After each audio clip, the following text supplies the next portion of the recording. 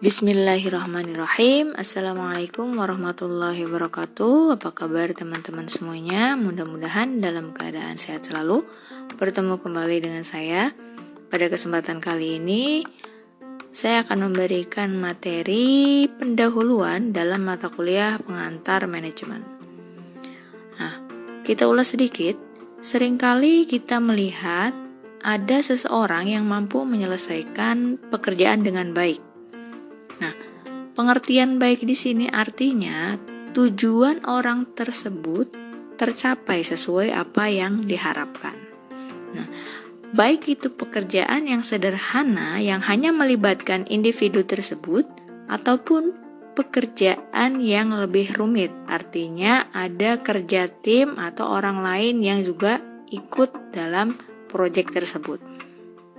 Nah, keberhasilan seseorang atau kelompok dalam mencapai tujuan itu sangat dipengaruhi oleh seseorang atau SDM, sumber daya manusia di dalam kelompok tersebut yang memiliki kemampuan manajemen yang baik. Nah, jadi apa sih yang dimaksud dengan manajemen? Nah, kata manajemen berasal dari bahasa Inggris. Kata kerja to manage yang artinya bisa mengurus, mengelola, atau mengatur. Nah, ketika ada seseorang atau kelompok yang gagal dalam mencapai tujuannya, maka dalam prosesnya ada mismanagement atau kesalahan dalam tata kelola atau pengaturan bagaimana seseorang itu menjalankan proses untuk mencapai tujuan. Mary Parker Follett mengartikan bahwa manajemen is the art of getting things done through people. Jadi manajemen diartikan sebagai sebuah seni. Seni di sini bisa diartikan kemampuan atau kompetensi. Getting things done, mencapai tujuan through people, artinya melalui kerja orang-orang atau seseorang dalam proyek tersebut. Nah, kenapa manajemen ini diartikan sebagai sebuah seni? Karena menurutnya manajemen itu memerlukan suatu kreativitas seseorang. Manajemen itu tidak saklek. Jadi ada proses unik yang memang muncul dari ide-ide brilian, kreativitas seseorang yang juga tidak dimiliki oleh orang lain. Terry G.R. mengartikan manajemen secara lebih spesifik dengan menyebutkan langkah-langkah yang harus dilakukan dalam mencapai tujuan.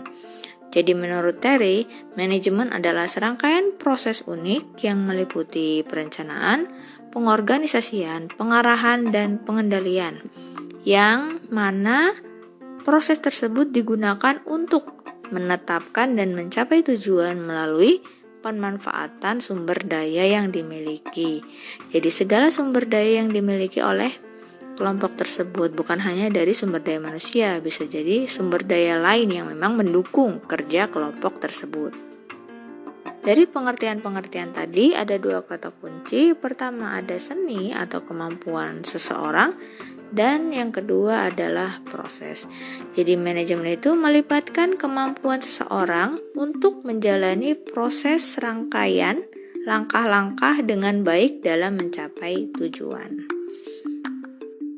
Sampai di sini ada gambaran tentang apa itu pengertian manajemen. Selanjutnya, relasi organisasi dan manajemen. Jadi apa sih hubungannya organisasi dan manajemen? Apa urgensi kemampuan manajemen dalam sebuah organisasi? Pertama, kita mulai dari pengertian organisasi. Saya rasa teman-teman sudah tahu dan banyak juga di sini yang sudah masuk dalam lingkup organisasi, sudah berpengalaman. Nah, sedikit diulas bahwa organisasi adalah wadah bagi sekelompok orang yang bekerja bersama untuk mencapai tujuan bersama. Nah, organisasi sendiri memiliki beberapa karakteristik atau ciri ya. Saya di sini merangkumnya menjadi 4. Pertama, bahwa organisasi itu memiliki tujuan. Nah, tujuan organisasi adalah tujuan yang disepakati bersama. Idealnya seperti itu. Jadi tujuan yang ada itu merupakan konsensus atau kesepakatan bersama yang mana sesuai dengan visi organisasi. Nah, kedua, sekelompok orang. Jadi tidak mungkin ada organisasi yang hanya beranggotakan salah satu orang. Nah, tetapi harus memang kumpulan dari sekelompok orang yang mana memiliki kepentingan yang sama, memiliki visi yang sama. Ada tendensi atau intensi niatan untuk mencapai suatu tujuan tertentu. Ketiga, memiliki struktur. Nah, tentunya organisasi pasti memiliki struktur. Tidak mungkin organisasi itu misalnya ketuanya boleh siapa aja, atau wakil ketua, sekretarisnya boleh siapa aja. Nah, itu akan menimbulkan kekacauan dalam organisasi tersebut. Nah, untuk efektivitas, maka organisasi memiliki struktur organisasi sehingga ada rantai komando yang jelas. Tuh. Dan yang terakhir ada sistem dan prosedur. Nah, organisasi ini dijalankan berdasarkan aturan-aturan atau standar yang telah disepakati bersama. Makanya kalau dalam organisasi itu ada yang disebut dengan ADART organisasi atau anggaran dasar sebuah organisasi. Nah, itu sebagai pedoman atau panduan bagaimana organisasi tersebut harus dijalankan. James F. Stoner mengemukakan bahwa terdapat setidaknya 3 alasan mengapa sebuah organisasi itu membutuhkan manajemen. Pertama, untuk mencapai tujuan. Nah, untuk mencapai tujuan diperlukan langkah-langkah. Ada langkah A, B, C. Nah, mencapai tujuan itu maka diperlukan sebuah manajemen. Bisa time management ataupun ilmu manajemen yang harus diterapkan. Kemudian yang kedua, untuk menjembatani berbagai kepentingan yang bertolak belakang. Yang namanya organisasi terdapat banyak orang, banyak kepala yang bisa jadi ada kepentingan yang saling bergesekan sehingga menimbulkan perbedaan pendapat yang dapat mengakibatkan terhambatnya pencapaian tujuan. Nah, di sini manajemen berperan bagaimana agar kepentingan tersebut dapat diharmonisasikan untuk mencapai tujuan gitu. Dan yang ketiga ada mencapai efektivitas dan efisiensi. Bagaimana misalnya dalam sebuah perusahaan mencapai produksi yang maksimal dengan biaya sehemat mungkin. Nah, itu juga diperlukan sebuah manajemen yang baik. Sebelum melangkah lebih lanjut, jadi sebenarnya manajemen itu memiliki 3 dimensi. Pertama, manajemen itu bisa sebagai ilmu. Artinya, manajemen itu dapat dipelajari dalam proses belajar mengajar, misalnya kita dalam bangku perkuliahan. Sebuah konsep prinsip yang dapat dipelajari. Yang kedua, manajemen itu sebagai seni. Ada seseorang yang memang memiliki karakteristik, dia itu memiliki potensi untuk melakukan hal-hal dengan baik dan efisien, gitu ya. Kreativitas seseorang. Nah, ketiga, ada manajemen sebagai profesi. Artinya seseorang yang memiliki kemampuan manajemen, itulah profesinya sebagai manajer, gitu. Nah, selanjutnya kita masuk kepada fungsi manajemen.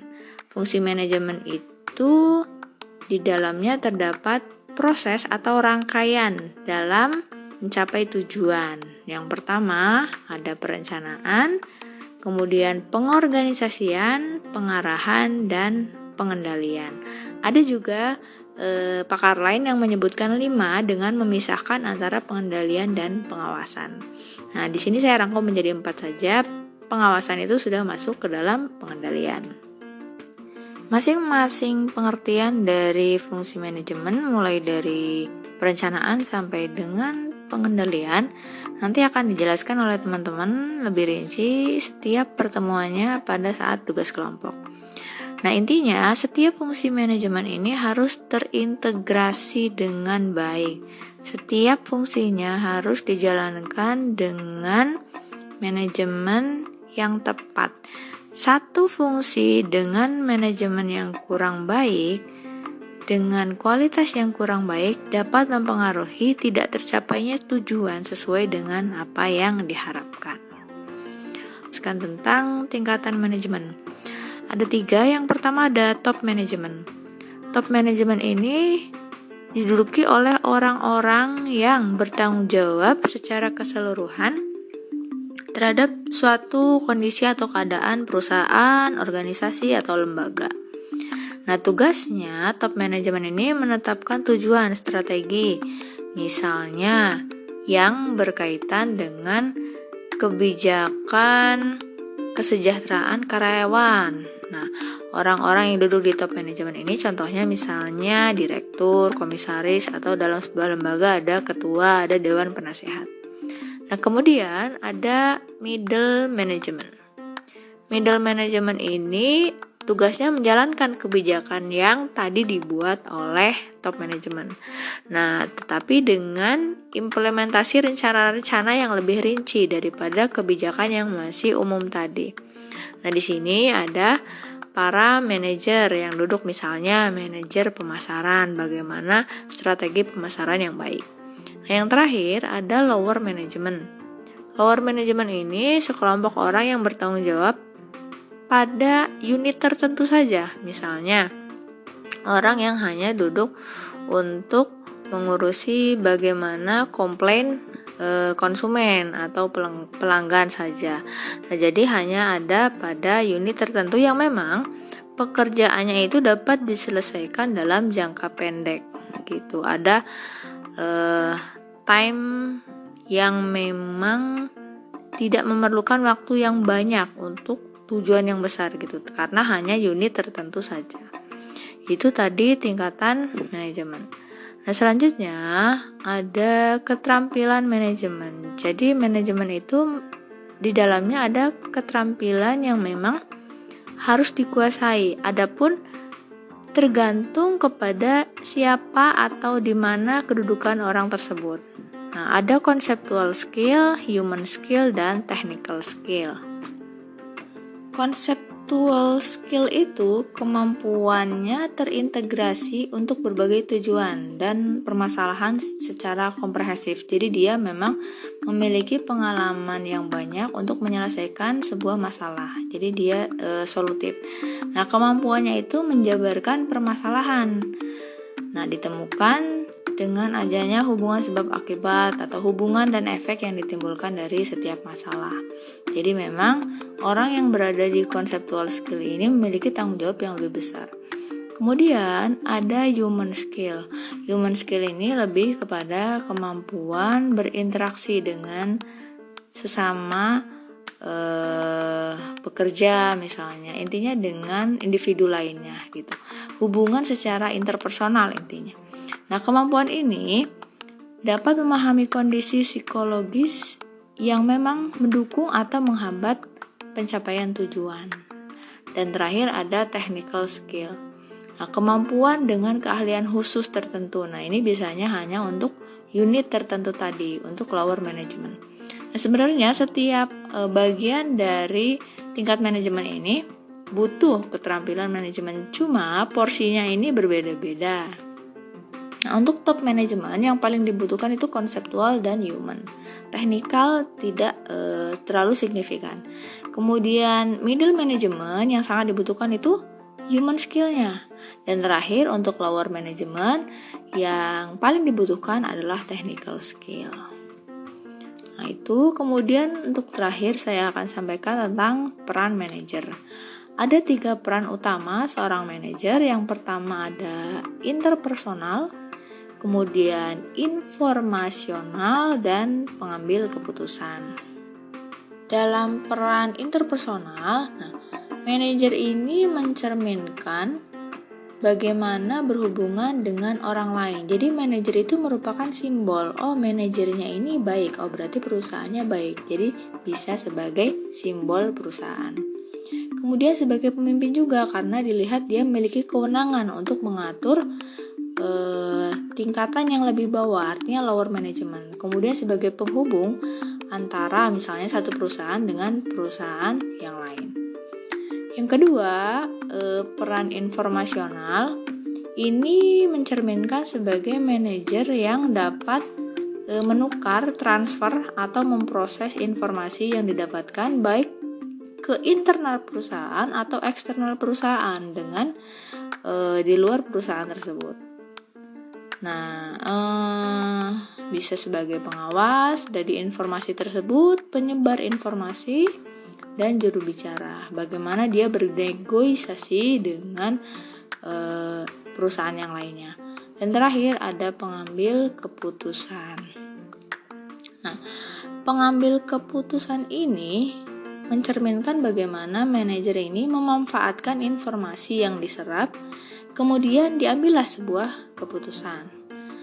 Nah, ini biasanya harus dimiliki oleh seorang wirausahawan, problem solver, misalnya apapun masalah yang ada dalam sebuah kelompok tersebut, alokator dan negosiator. Nah, sekian untuk materi pendahuluan di pengantar manajemen. Mudah-mudahan dapat dipahami, dan apabila ada yang tanyakan silakan langsung bisa menghubungi secara individu. Sekian dari saya, terima kasih. Alhamdulillahirrabbilalamin. Wassalamualaikum warahmatullahi wabarakatuh.